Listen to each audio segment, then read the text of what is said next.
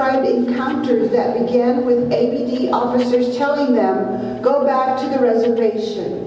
One Native man reported, "I was walking on the street and a cop was following me. I go down the alley and he'd follow me. Why don't you go back to the res? You're not welcome here in Albuquerque," he told me. A homeless Jicarilla Apache man pointed to the ground. "This is ours, our land," he said. And the cops, they'll say things like, "Why do you want to bring the reservation our way?" ABQJustice investigators asked, "How often harassment is also violent?" "It's usually," he said. He showed wrists covered in scabbed over wounds he said were from handcuffs. He pulled off his sunglasses. One eye was red and swollen.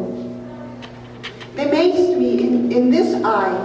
They walked up to me from behind and maced me like this," he said, as he put his hand inches from the interviewer's eyes to show how it was done. "How common is this? Does this happen to everyone?" "Yes," he said. "They handcuff you and then they beat you and then they take you to the hospital and say something like, 'We found him this way.'"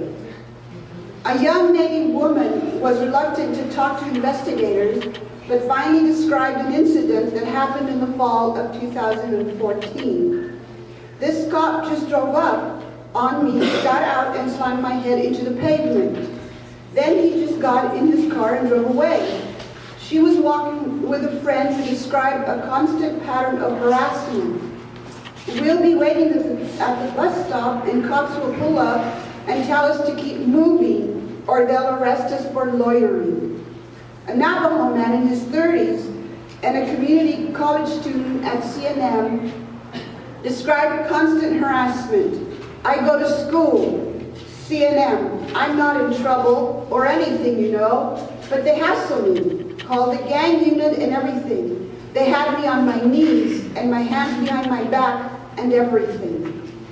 A Native woman described a practice other respondents described also. APD officers arrest Native people in one part of town, take them to another part of town, and then release them. She said APD officers arrested her friend, drove her over to 9 Mile Hill, and then left her there.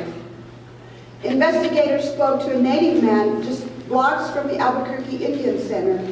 "You know, I'm an alcoholic and I drink on the streets.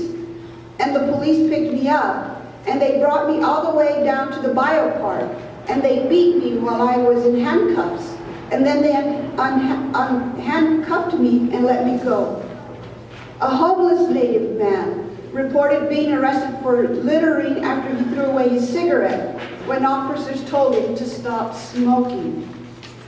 2 Native men in their 20s reported being harassed by a police officer who claimed to be a military veteran. He tries to represent Marines. He's all "oorah." He says he was there, he done it, and he's like to us, "How come you don't go and fight our war?" And we told him, "Why are you living in our world? This is our land." Then he just started checking IDs. He mostly harasses drunk people who can't ID him. Another Native man reported being beaten in November of 2014. "I was walking. The officers dragged me on the ground and hit myself on the sidewalk on my shoulder. I can't tell you who the officers are. I was just walking. They threw handcuffs on me. I don't know what for." Thank you.